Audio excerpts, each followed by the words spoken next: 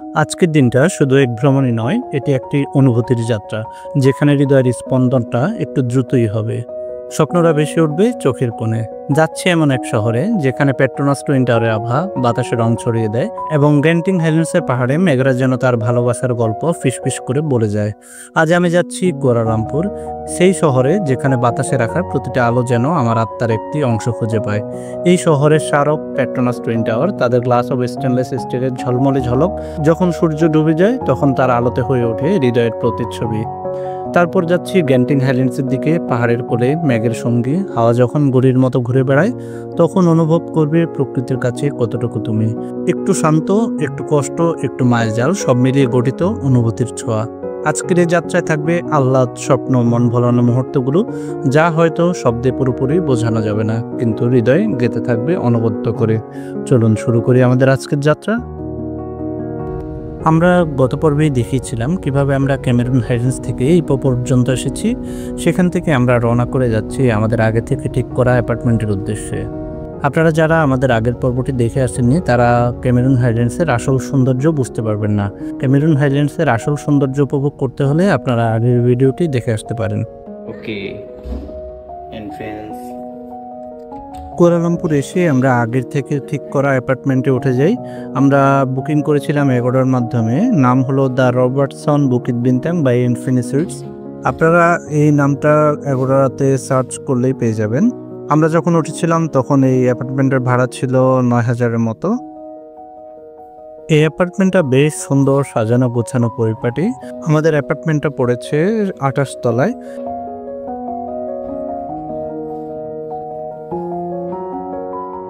এই ফ্লোর থেকে বেশ সুন্দর একটা ভিউ দেখা যায়। পাশ থেকে দেখা যায় পেট্রোনাস টুইন টাওয়ার।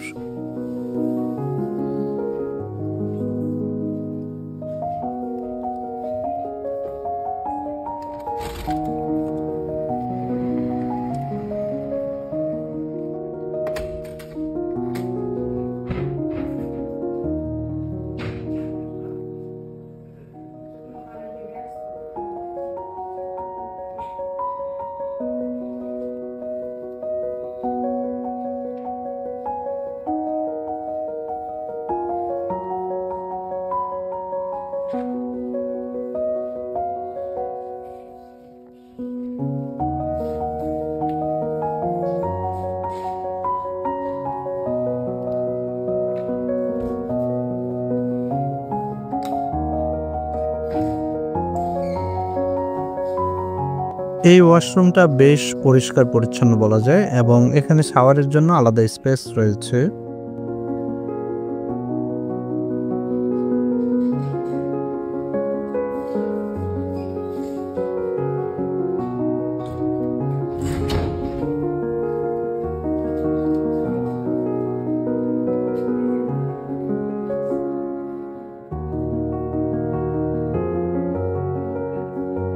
এই পাশটা কিচেন, এখানে রান্না করার জন্য ইন্ডাকশন কুকার রয়েছে, খাবার গরম করার জন্য ওভেন রয়েছে। আপনারা চাইলে এখানে রান্না করেও খেতে পারবেন।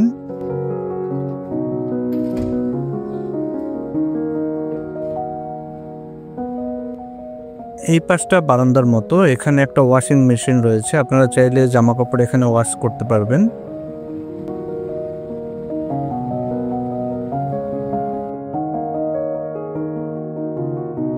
আমরা রুম থেকে ফ্রেশ হয়ে বেরিয়ে পড়ি খাবারের উদ্দেশ্যে। যেহেতু আমরা এখনো খাওয়া দাওয়া করিনি তাই আমরা যাচ্ছি এখানে লোকাল একটা রেস্টুরেন্টে খাওয়ার জন্য। সেখানে ভালো সি ফুড পাওয়া যায়, আমরা সেখানেই যাচ্ছি।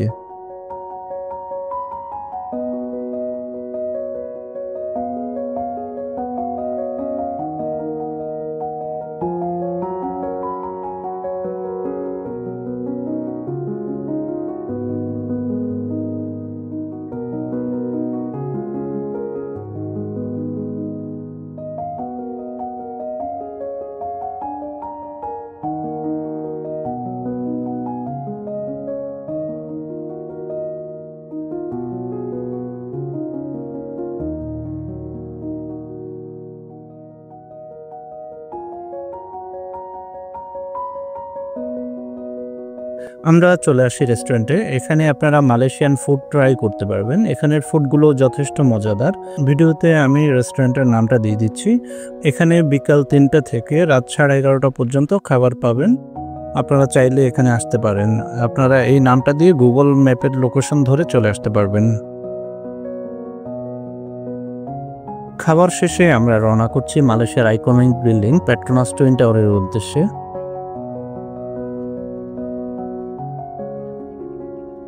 আমরা ঠিক পেট্রোনাস টুইন টাওয়ারের অপোজিটে এসেই থামি, কিন্তু যখন এই পেট্রোনাস টুইন টাওয়ারটা চোখের সামনে দেখলাম বিশ্বাসই হচ্ছিল না যে আমি এখানে আছি। যখন থেকে আমি ভ্রমণ শুরু করেছি তখন থেকেই এই পেট্রোনাস টুইন টাওয়ার ছিল আমার একটি পছন্দের জায়গা। এটার শুধু স্থাপত্যের কীর্তি নয়, এটি একটি প্রতিজ্ঞা, একটি আহ্বান নিজেকে বড় ভাবার, স্বপ্ন দেখার। যখন সূর্য ডুবে যায় এবং বিশাল কাঠামোর ছায়া শহরের প্রতিটি রাস্তায় ছড়িয়ে পড়ে, তখন মনে হয় এই শহরে আমি আবার আসবো, এই শহরে আমি ফিরে আসবই।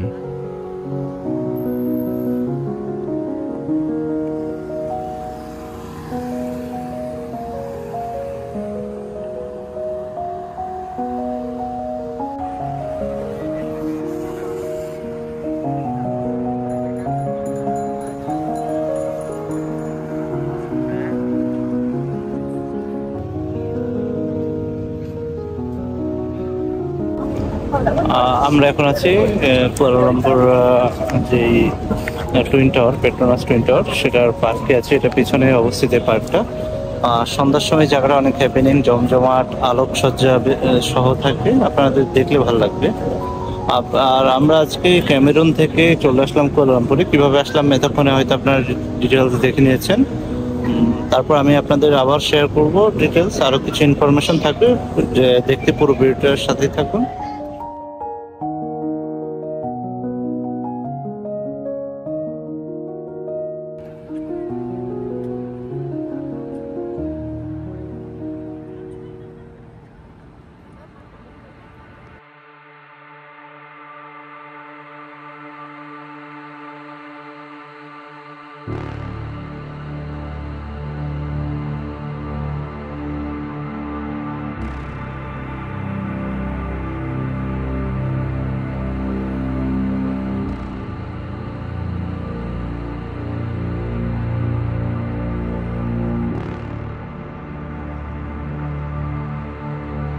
Flickers in the dark, I see a flame, a candle on a cake.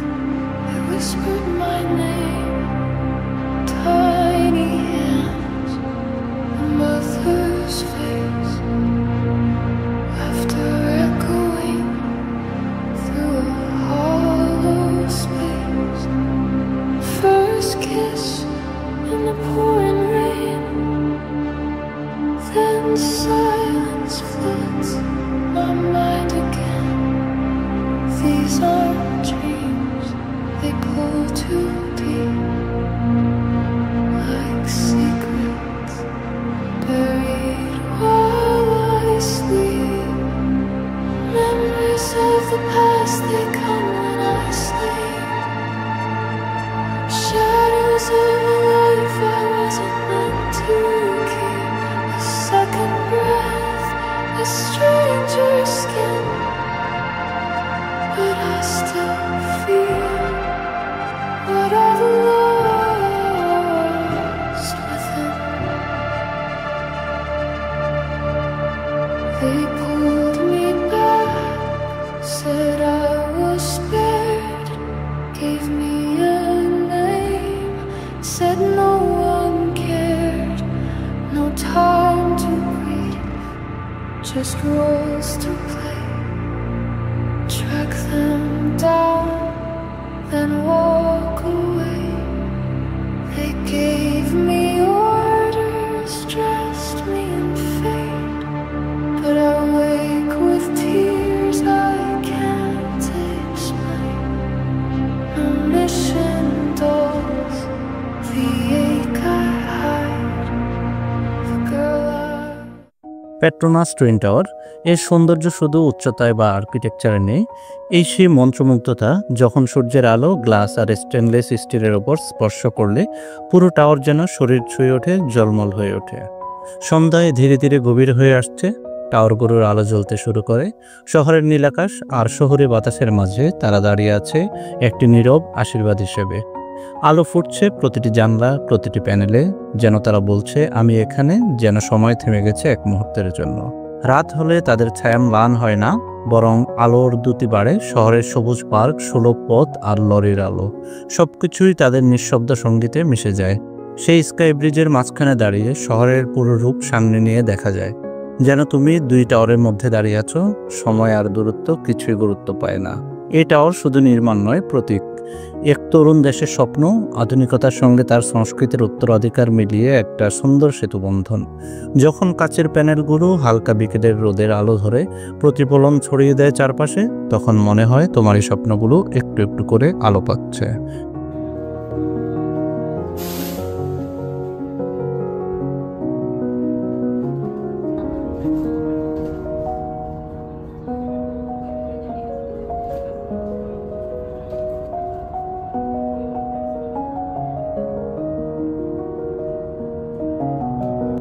Twin tower ঘুরে আমরা চলে আসি আমাদের অ্যাপার্টমেন্টে। আমরা আগামীকাল সকালে যাচ্ছি গ্যান্টিং হাইল্যান্ডের উদ্দেশ্যে। তো আজকের মতো এখানে বিদায়, শুভরাত্রি।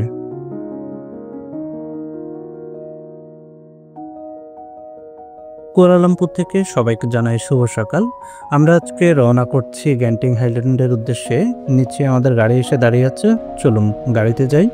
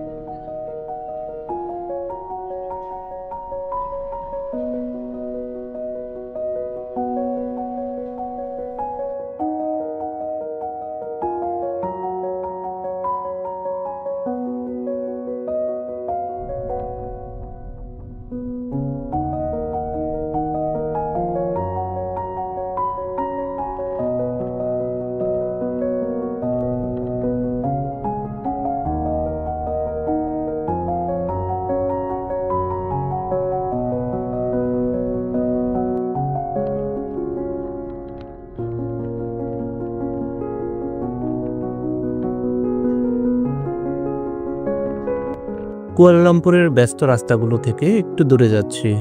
রাস্তার পাশগুলো ধীরে ধীরে সবুজে পরিণত হচ্ছে, গাছপালা ঘন হচ্ছে, হাওয়া শীতল। গ্যান্টিং হাইল্যান্ডে পৌঁছানোর অনুভূতিটাই অন্যরকম।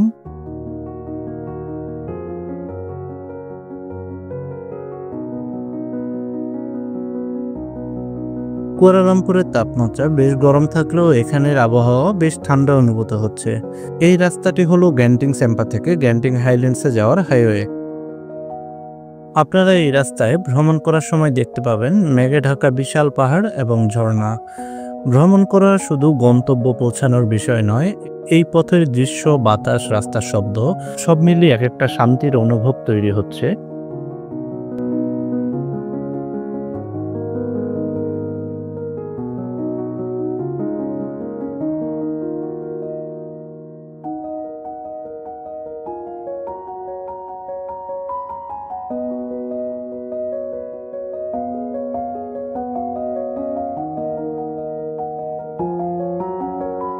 আমরা যাচ্ছি কেবল কার স্টেশনে। সেখান থেকে আমরা কেবল কারে উঠে পড়ব। সেখান থেকে কেবল কারে করেই যাব গ্যান্টিং হাইল্যান্ডসে।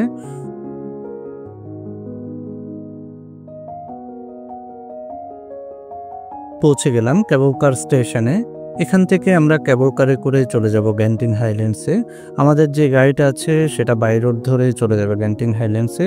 আমরা যখন ব্যাক করব সেখান থেকে কেবল কারে না চড়ে ডিরেক্ট গাড়ি দিয়ে ব্যাক করব।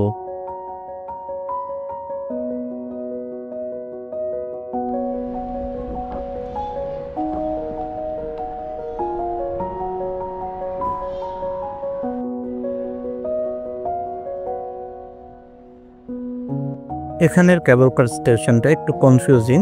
এখানে যেহেতু একটা মলের মধ্যে কেবল কার স্টেশন, তাই আপনাদের খুঁজে পেতে একটু কষ্টসাধ্য হবে। আপনারা কাউকে জিজ্ঞেস করে কেবল কারটা কোথায় জেনে নেবেন।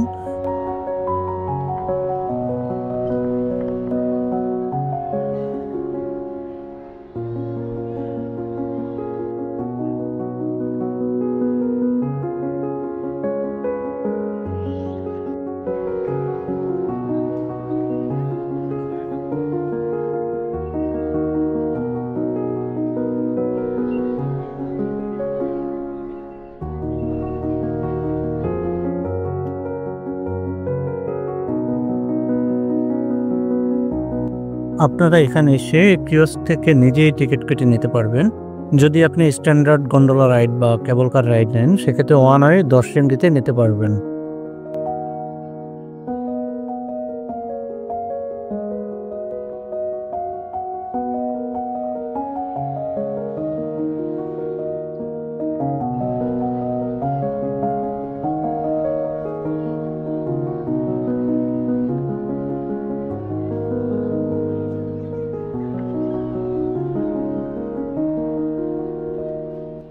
টিকিট কেটে ভিতরে ঢোকার পরে দেখতে পারি কেবল কারে ওঠার জন্য বেশ লম্বা একটা সিরিয়াল পার হতে হয়। তো সিরিয়ালটা লম্বা হলেও খুব দ্রুতই তাদের সার্ভিস দিচ্ছিল।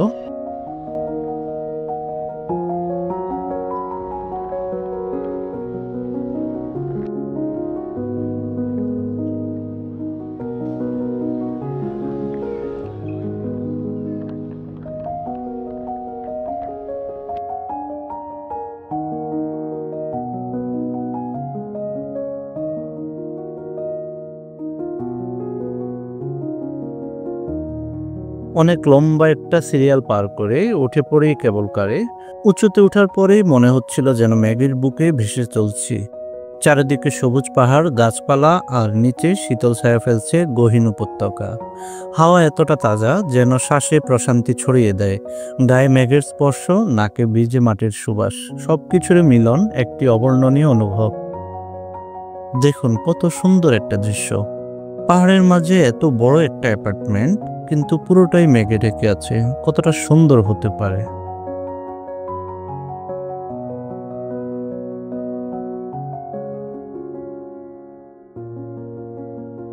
আমরা চলে আসি আমাদের কেবল কার যাত্রার প্রথম ধাপ চিনসুই কেপ টেম্পলে। এখান থেকে আমরা নেমে কিছুটা হেঁটে নিচে নামতে হবে অথবা গাড়িতে করে নামতে হবে। এখানে এসে আপনারা কিন্তু টিকিটটা ফেলে দেবেন না। আপনারা যখন বের হবেন, বের হয়ে কেপ টেম্পল ঘুরে এসে আবার এই কেবল কারে করে যেতে হবে গ্যান্টিং আইল্যান্ডসে। সেটা যাওয়ার জন্য আবার সেই টিকিটটা আপনাকে প্রদর্শন করতে হবে। এই পাশটায় সিঁড়ি ছিল টেম্পলে যাওয়ার জন্য, কিন্তু আপাতত এটা সংস্কার কাজ চলার কারণে বন্ধ আছে। আমাদের যেতে হবে হেঁটে, নয়তো গাড়িতে করে। এখানে একটা তাদের নিজস্ব শাটল সার্ভিস রয়েছে। আপনি সেটাতে গেলে ফ্রিতে যেতে পারবেন, কিন্তু সেটার জন্য আপনাকে সিরিয়ালে দাঁড়াতে হবে। আপনি যদি সিরিয়াল ছাড়া দ্রুত যেতে চান, তাহলে আপনাকে এখান থেকে প্রাইভেট কার নিতে হবে, যেটা আপনার জনপ্রতি 5 রিঙ্গিত করে পেমেন্ট করতে হবে। কিন্তু আমাদের কাছে এই সামান্য রাস্তার জন্য 5 রিঙ্গিত বেশি মনে হয়েছে, তাই আমরা একটু সিরিয়ালে দাঁড়িয়ে এখানে শাটল সার্ভিসটা ধরে ফ্রিতেই চলে যাই। আর এখান থেকে প্রাইভেট গাড়িতে যাওয়ার মতো আমি কোনো কারণ দেখছি না। আপনি 4 থেকে 5 মিনিট ওয়েট করলেই শাটল সার্ভিস পেয়ে যাবেন, আর সেটা করে যেতে আপনার সময় লাগবে মাত্র 2 মিনিট। আমরা আছি চিনসুই টেম্পলে। ওখানে আপনারা যখন গ্যান্টিং আইল্যান্ডে কেবল কারে আসবেন, প্রথম স্টেশনটাতে নেমে যাবেন। এখান থেকে আগে পায়ে হাঁটা সিঁড়িটা ছিল, সেটা এখন বন্ধ করে দিয়েছে। এখন শুধু আছে সেটা হলো shuttle service, free shuttle service. সেটা একটু সময় নেয়, আপনারা ওয়েট করবেন যদি ফ্রি আসতে চান। আর যদি দ্রুত আসতে চান তাহলে আপনারা ট্যাক্সি আসতে পারেন। ট্যাক্সি পার পারসন 5 রিঙ্গিত করে নেয়, আর এখানে কিছুক্ষণ সময় দিবে আপনাকে ঘোরার জন্য। এখানের ওয়েদার বেশ অদ্ভুত রকমের সুন্দর। কখনো মেঘে ঢেকে যাচ্ছে, তো আবার রোদ উঠছে, বা আবার মেঘে ঢেকে যাচ্ছে। চিনসুই কেপস টেম্পল গ্যান্টিং আইল্যান্ডসের একটি মন্দির, যা পাহাড়ের জঙ্গলের মাঝে 4600 ফুট উচ্চতায় অবস্থিত। এই জায়গাটি 28 একরের পাথুরে বনভূমি। তৎকালীন ল্যান্ড ডোনেট করেছেন গ্যান্টিংয়ের প্রতিষ্ঠাতা লিন গোটং। তিনি পাশাপাশি নিজ থেকে অর্থ এবং সময় খরচ করে এই মন্দির তৈরির উদ্যোগ নেন। এই মন্দিরটি প্রায় ৮-১০ বছর ধরে ধাপে ধাপে তৈরি হতে থাকে।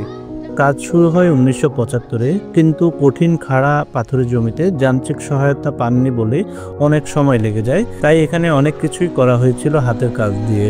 অবশেষে ১৯৯৪ সালের ২৯শে মার্চ মন্দিরটি সাধারণ মানুষের জন্য খুলে দেওয়া হয়। মন্দিরের ভিতর রয়েছে একটি ৯ তলা বিশিষ্ট প্যাগোডা, বুদ্ধের অস্থায়ী মূর্তি, গুইয়নের বড় মূর্তি এবং মন্দিরে ব্যবহৃত প্রায় সব কর্নারে রয়েছে জটিল নকশা এবং মসৃণ পাথরের খুঁটিনাটি কাজ। খুব শান্ত পাহাড়ে সবুজে ঘেরা দৃশ্য আপনাকে মুগ্ধ করে তুলবে।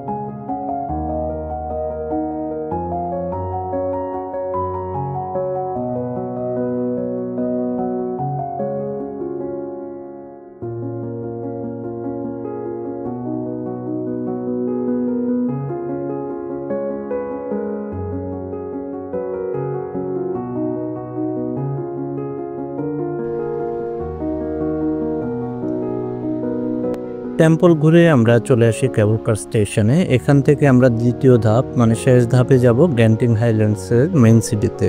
কিছুক্ষণ আগেই বলেছিলাম আপনারা টিকিটটা ফেলবেন না, কারণ এখানে যখন আপনারা দ্বিতীয় ধাপে যাবেন তখন আবার সেম টিকিটটাই আপনাদের কাজে দেবে এন্ট্রি করার জন্য। এই স্টেশনে তেমন কোনো ভিড় নেই, আপনারা এলেই পেয়ে যাবেন কেবল কার।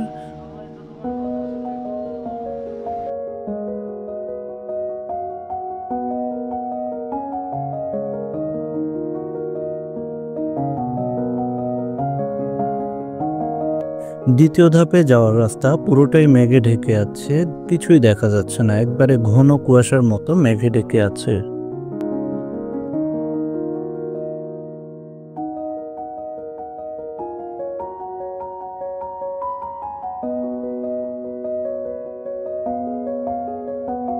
আমরা পৌঁছে গেছি দ্বিতীয় ধাপে। এখানে একটা শপিং মলের মধ্যেই কেবল কারটা থামে।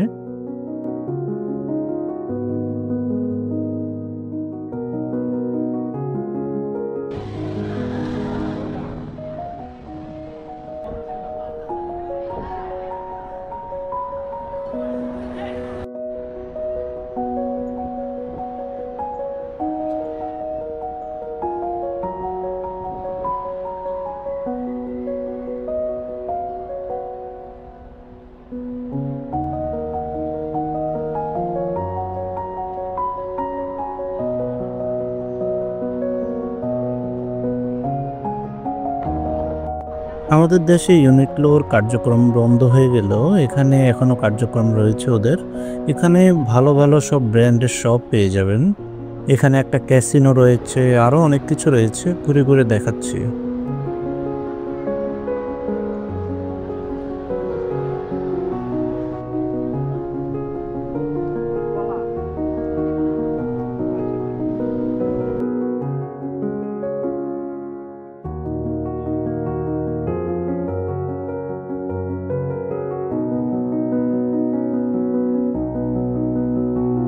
আমরা কেবল কারে করে চলে আসি গ্যান্টিন হাইল্যান্ডসের স্কাই এভিনিউ মলে।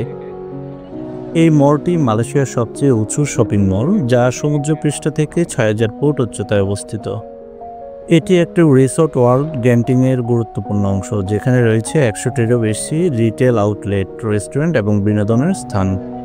স্কাই এভিনিউ মলটি আওয়ানা স্কাইওয়ে কেবল কার স্টেশনের সাথেই সংযুক্ত, যা পর্যটকদের জন্য একটি সহজ এবং মনোরম যাতায়াত ব্যবস্থা।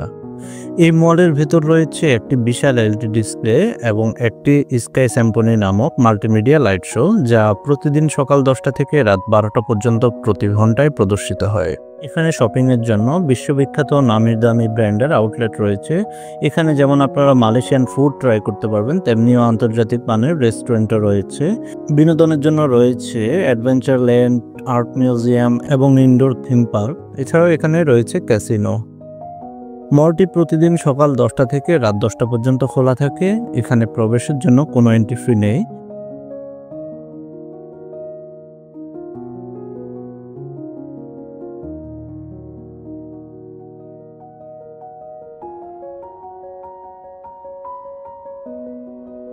আপনারা যারা কেবল কারে ওয়ান ওয়ে টিকিট কেটে আসবেন, তারা নিচে এসে বের হওয়ার পথটা খুঁজে পেতে একটু সমস্যায় পড়বেন।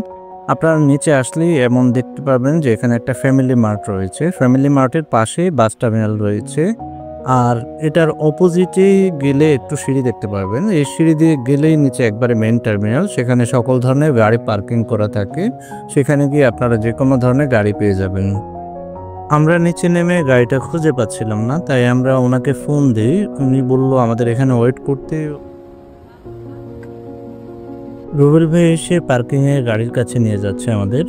বের হয়ে দেখি পুরোটা এলাকা মেঘে ছেয়ে গেছে, বেশ ঠান্ডা শীতল পরিবেশ তৈরি হয়েছে।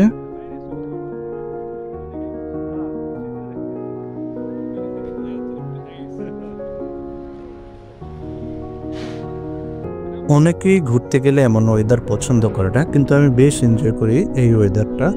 এই ওয়েদারটা আমার খুব পছন্দ, যখন মেঘে ঢেকে থাকে পুরো রাস্তাঘাট।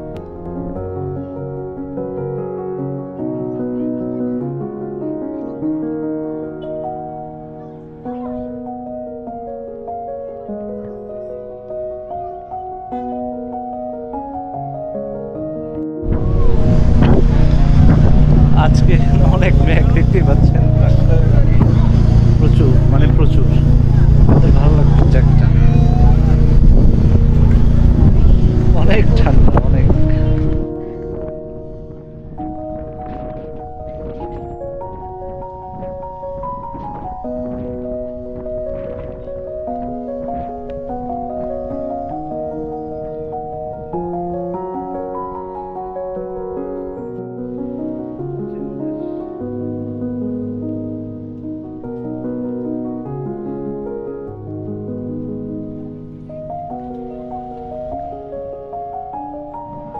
এখানে প্রচুর মেঘ থাকায় পুরোটা এলাকা ঘোলাটে হয়ে যাচ্ছে, তাই গাড়িটা কোথায় রেখেছে খুঁজে পাওয়া মুশকিল হয়ে যাচ্ছে। আমরা যাচ্ছি রুবেল ভাইয়ের সাথে, উনি গাড়িটার কাছেই নিয়ে যাচ্ছে আমাদের।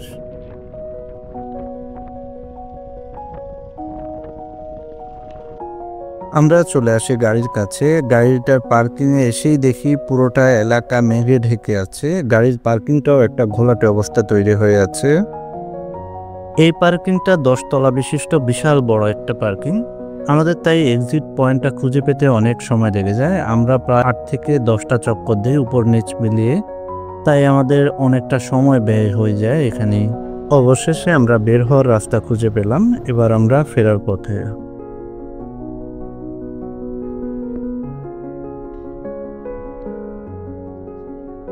আজকের এপিসোডে আমরা ঘুরে দেখলাম গ্যান্টিং হাইল্যান্ডসের মেঘ, পাহাড় আর আলোর ঝলমলে রূপ। তবে ভ্রমণ শেষ হয়নি। পরের এপিসোডে চলবে বাটু কেভসের ধর্মীয় পবিত্রতা আর বুকিত বিন্তাংয়ের রাতের ঝলমলে জীবন। সেক্ষেত্রে সঙ্গেই থাকুন, কারণ আরও রঙিন, আরও নতুন এক অভিজ্ঞতার অপেক্ষা করছে। আল্লাহ হাফিজ।